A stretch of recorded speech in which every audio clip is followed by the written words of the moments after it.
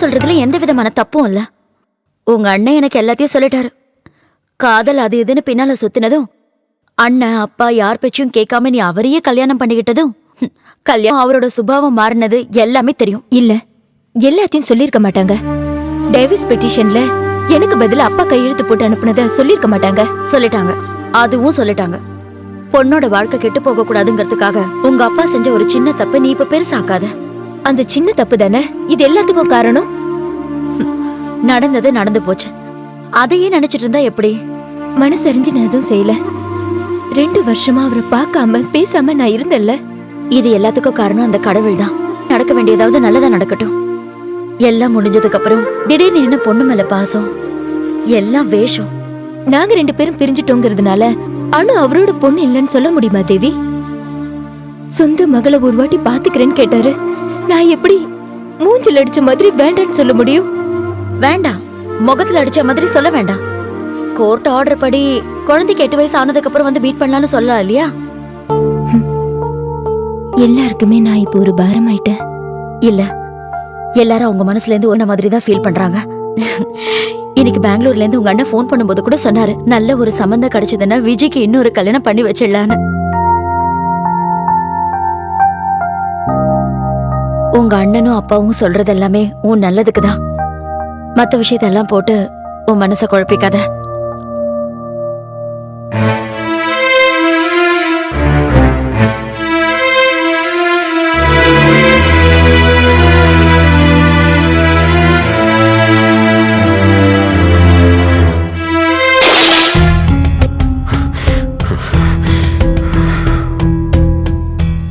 சின்ன விஷயத்துக்கெல்லாம் இந்த அளவுக்கு எதுக்காக கோவப்படுறீங்க? என்ன சின்ன விஷயமா? குழந்தை உடம்பு சரியில்லாம படுத்திருக்கா, நீ ஊரை சுத்திட்டு வரியா? நான் ஒண்ணு ஊர் சுத்த போல. அப்பாக்கு உடம்பு சரியில்லைன்னு கேள்விப்பட்டேன். என்ன விட நம்ம குழந்தைய விட உங்க அப்பா தான் பெருசா போச்சா? அவருக்கு ஒரு சின்ன பிரச்சனை வந்தா கூட நீ உன் குடும்பத்தையே மறந்துடுற. என்னங்க இப்படி பேசுறீங்க? அப்பாக்கு அட்டாக் வந்து ஐசியூல இருந்தாரு. அவ்வளவுதானே, செத்து போயிடலையே. நமக்கு கல்யாணம் ஆன உடனே உன்னை தன்னுடைய மகளே இல்லைன்னு சொல்லி நம்மளை வீட்டு விட்டு வெளியில துரத்துனவர் தானே அவரு. மறந்துட்டியா நீ? மறக்கல. அதுக்காக அவர் எனக்கு அப்பாங்கிறத மறக்க முடியுமா? மறக்கணும். என் கூட நீ வாழணும்னா நீ அதை மறக்கணும். ஆமா, எனக்கு நல்லா வேணும். ஆரம்பத்துல இருந்தே நீங்க உங்களை பத்தி மட்டும் தானே கவலைப்பட்டுட்டு இருந்திருக்கீங்க. நான் என்ன பத்தி மட்டும் தான் கவலைப்படுவேன். எங்க அப்பா உங்க உயிருக்கு போராடிட்டு இருக்காரு, நீங்க பழசெல்லாம் கலறீங்க. இதுல உங்க அம்மா கிட்ட ஒரு நிலைமை ஏற்பட்டிருந்தா? எங்க அம்மாவை பத்தி நீ கவலைப்பட வேண்டாம். அவங்கள பாத்துக்க நானும் சஞ்சயம் இருக்கும். அப்ப நான் இந்த வீட்டை சேர்ந்தவே இல்லையா? உனக்கு உங்க அப்பா தான் முக்கியம்னா இந்த வீட்டுல நீ அண்ணியம் தான். நீங்க சொல்ற மாதிரி எங்க தான் நான் இங்க இருக்கணுங்கிறது இல்ல. உங்களுக்கு ஒரு வேலை கூட இல்லாத நேரத்துல தான் எல்லாத்தையும் விட்டுட்டு உங்களை நம்பி நான் இறங்கி வந்தேன். அதுக்கப்புறம் என்னோட வேலையை ராஜினாமா பண்ண சொல்லி நீங்க சொன்னீங்க. நான் உங்களுக்கு அடிமை இருக்கணும்னு நினைச்சீங்க. எல்லாரும் முன்னாடி நீங்க பெரிய ஆளுன்னு காட்டிக்க நினைச்சீங்க. பேசாத, இனி ஒரு வார்த்தை பேசக்கூடாது. இத்தனை நாளும் நான் பேசாம தானே இருந்தேன். இனிமே அது முடியாது. இத்தனை நாளா நான் கஷ்டப்பட்டதுல போதும். உங்க அப்பங்கிட்ட இருக்கிற அகம்பாவம் அப்படியே உங்ககிட்டயே இருக்கு. அகம்பாவம் எனக்கு இல்ல, உங்களுக்கு தான்.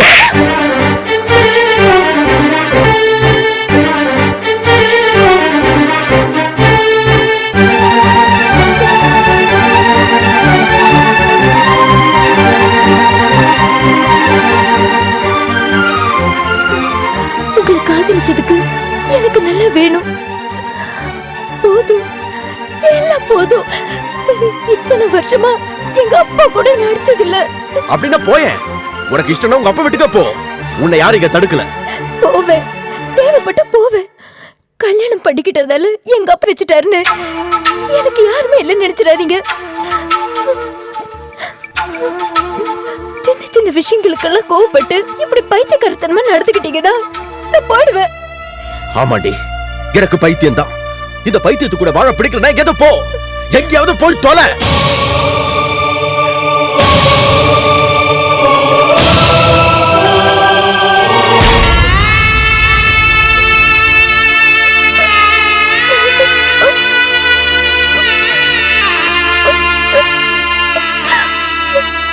அவனை விட்டு நீ வந்து 1 மாசத்துக்கு மேல ஆயிடுச்சுல்ல. அவன் உன்னை திரும்பியாவது பார்த்தானா?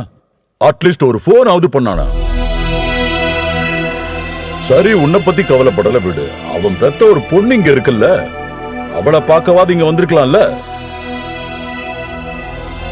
அன்னைக்கே எனக்கு நல்லா தெரியும் இந்த சம்பந்தம் எல்லாம் வேலைக்கு ஆகாதுன்னு. தப்பு நடந்து போச்சு, சரி பண்றேன், சரி படுத்துறேன். அப்பா ஏமா இன்னும் வரல? எல்லாம் வரமாட்டாரு. எனக்கு அப்பாவை பார்க்கணும். அப்பா வருவாருமா? வருவார், காத்துக்கிட்டு இருங்க. அவனுக்கு இன்னும் என்ன பத்தி சரியா புரியல, அவனுக்கு புரிய வைக்கிற. என்ன பண்ணணுங்கிறத நான் தீர்மானிச்சிட்டேன். நான் சொல்ற மாதிரி நீ நடந்தா போதும். நீ வாடா. This is Samulier. சொந்த ஊர்ல வேலையை விட்டுட்டு இவ்வளவு தூரத்தில் இருக்கிற ஊருக்கு டிரான்ஸ்ஃபர் கேட்கறது எனக்கு ரொம்ப ஆச்சரியமா இருக்கு. ஏன் நீ ஒரு மாதிரியா இருக்க? What happened to you? Nothing sir, travel பண்ணதுல கொஞ்சம் டயர்டா இருக்கு. முதல் ஒரு ஆபீஸ்ல ஜாயின் பண்ண வரும்போது உன்னோட அப்பியரன்ஸ் ப்ளீசிங்கா இருக்கணும். எஸ்பெஷலி உன்னுடைய பர்சனாலிட்டி, பேசுற முறை, smile, the way you dress, behavior, இது எல்லாத்துக்கும் நீ இம்பார்ட்டன்ஸ் கொடுக்கணும். Do you follow me? Yes sir. Anand, இங்க கொஞ்சம் வாப்பா. For the time being, உன்னை ராகவனுடைய அசிஸ்டண்டா போடுறேன். I think you can develop your ability with him. I'll try my best. இவர்தான் ஆனந்த், நம்ம ஆபீஸோட கோஆர்டினேட்டர். ஹலோ. ஆனந்த், நான் சொல்லிருந்தேன்ல, அது இந்த பொண்ணு தான். ராகவனுடைய செக்ஷன்ல வேலை கொடு. Okay sir. Okay, you are welcome. வாங்க. கோயம்புத்தூர்ல ஜாயின் பண்ணி எத்தனை நாள் ஆகுது? ஒரு சார். அப்படியா? அதுக்குள்ள ஏன் இந்த இடத்துக்கு டிரான்ஸ்ஃபர் ஆகிட்டீங்க? பெருசா எதுவும் இல்ல, ஜஸ்ட் ஃபார் a change. இவங்க தான் கோயம்புத்தூர் பிரான்ச்ல இருந்து இங்க வந்திருக்க அஞ்சலி மேடம். முதல்ல கேள்விப்பட்டப்ப யாரோ திமிரு பிடிச்சவங்க வர போறாங்கன்னு நினைச்சேன். இவங்க இங்க அக்கௌண்டன்ட்டா இருக்காங்க. பேரு சுசி. ஹலோ. அக்கௌண்டன்ட்னு சொன்ன உடனே ரொம்ப வயசானவங்கன்னு நினைச்சிடாதீங்க. she is only 32. சரி ரொம்ப புகழாதீங்க. இது சிந்து. ஹலோ. ஆனா உங்களுக்கு மெயினா அறிமுகப்படுத்தி வைக்க வேண்டிய ஆளு இப்போதைக்கு ஆபீஸ்ல இல்ல. யாருன்னு தெரியலையா? Chief architect Raghavan. திண்டிவனம் வரைக்கும் போயிருக்காரு, நாளைக்கு தான் வருவாரு. உங்களுக்கு என்ன தேவை கிட்ட கேட்க தயங்காதீங்க. ஓகே, நீங்க உடனே தப்பா நினைக்காதீங்க. என்ன உதவியானாலும் அவர் நிச்சயம் செய்வாரு. ஆமா அந்த அளவுக்கு பேசலனாலும் சுசிலா ஒரு சைலண்ட் கில்லர். அப்புறம் ஒரு விஷயம் கேட்க மறந்துட்டேன். இங்க தங்கறதுக்கு அரேஞ்ச்மெண்ட் பண்ணிட்டீங்களா? உங்களுக்கு இங்க யாராவது ரிலேட்டிவ்ஸ் இருக்காங்களா? இல்ல, ஆனா ஒரு ஹாஸ்டல்ல கேட்டுட்டு வந்திருக்கேன். ஏமா, உங்க ஹாஸ்டல்ல இடம் இருக்குன்னு சொன்னியே, நீ ஒரு ரூம்ல தனியா தானே தங்குற? மேட்ரன் கிட்ட பர்மிஷன் வாங்கி அஞ்சலியும் அங்க தங்க வச்சிரு. நான் உங்ககிட்ட சொல்லி பாக்குறேன் சார். சொல்லி பார்த்தா போதாது, கண்டிப்பா தங்க வைக்கணும். சார், உங்களை எம்டி கூப்பிடுறாரு. ஓ, எக்ஸ்கியூஸ் மீ. அப்புறம் ஊர்ல யாரெல்லாம் இருக்காங்க? அப்பா, அம்மா, அப்புறம் 3 தங்கச்சிங்க. தங்கச்சிலாம் என்ன பண்றாங்க? 3 பேரும் படிக்கிறாங்க. அப்பா ஹை ஸ்கூல்ல ஹெட்மாஸ்டரா இருந்தாரு, இப்ப ரிட்டையர் ஆயிட்டாரு. இந்த மாதிரி விஷயங்களை சொல்லி புரிய வைக்கிறதுக்கு அவனுக்கு அப்பாவோ அண்ணன்களோ இல்லைங்கிறது உங்களுக்கு தெரியாதா? என்னதான் உறவு முறையில மாமனா இருந்தாலும் 2 பேரும் நண்பர்களா தானே பழகிக்கிறீங்க. அதனால இந்த மாதிரி நல்ல விஷயங்களை அவனுக்கு புரிய வைக்கிறதுக்கு ஒன்னாலதான் முடியும். அதனாலதான் நான் உன்னை இங்க வர சொன்னேன். நீ சொல்றது எல்லாமே சரிதான்க்கா. இருந்தாலும் அவன் மனசுல என்ன இருக்குன்னு நம்ம தெரிஞ்சுக்கணும் இல்லையா? நம்ம கேள்விப்படுறது எல்லாம் உண்மையா இருக்குன்னு சொல்ல முடியாது.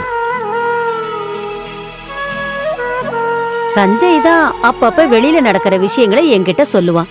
அதையெல்லாம் கேட்கும்போது இன்னும் எதுக்காக இந்த உறவுகளை கட்டிக்கிட்டு ஆழணும்னு எனக்கு தோணும். ஏன்க்கா, நீ கல்யாணத்தை பத்தி அவன்கிட்ட ஏதாவது பேசுனியா? என்னதான் சொல்றான் அவன்? ஓ, அவனா எதுவும் வாயை திறக்க மாட்டான். அப்படியே இத பத்தி நம்ம கேட்க ஆரம்பிச்சா உடனே எழுந்திருச்சு அவன் பாட்டுக்கு போயிடுவான். அந்த கல்யாணம் நல்ல நல்ல சம்பந்தத்தை எல்லாம் வந்து சொல்லிக்கிட்டு தான் போய்கிட்டு இருக்காரு. இவன் ஏதாவது வாயை திறந்து பதில் சொன்னா தானே அந்த மனுஷனுக்கு பதில் சொல்ல முடியும். பேசி பாக்குறேன். என் கூட நீங்க ஏதோ கொஞ்சம் பேசணும்னு சொன்னீங்களாமே. உன்கிட்ட சில முக்கியமான விஷயம் பேசணும்னு அக்காவே எனக்கு போன் பண்ணி இங்க வர சொன்னாங்க. என்ன விஷயம்? சரி, தெரியாம தான் கேக்குறேன். இப்படியே தனியா எத்தனை காலம் தான் வாழ்ந்துட போற? இப்ப என்ன செய்ய சொல்றீங்க? நீ ஒரு கல்யாணம் பண்ணிக்கணும். ஓஹோ, இத சொல்றதுக்கு தான் இவ்வளவு தூரம் கிளம்பி வந்தீங்களா? அப்பத்திதான் உங்க அம்மாவோட கஷ்டத்தை நீ புரிஞ்சுக்கணும்பா. அது மட்டும் இல்ல, உனக்கு ஒரு தம்பியும் இருக்கான். அவனுக்கும் கல்யாணம் நடக்கணும்ல. சஞ்சய் வேணா கல்யாணம் பண்ணிக்கிட்டோமே, நான் ஒன்னும் அவன் கல்யாணத்துக்கு குறுக்க நிக்கலையே. நான் சொல்றத நல்லா கேட்டுக்க. வாழ்க்கைங்கிறது இவ்வளவுதான். அதை இந்த மாதிரி யோசிச்சுக்கிட்டு கஷ்டப்பட்டுட்டு அனுபவிக்க கூடாது. வேண்டாம் மாமா, வற்புறுத்தாதீங்க. இப்ப என்னோட கல்யாணத்தை பத்தி யோசிக்கிற நிலைமையில கூட நான் இல்ல.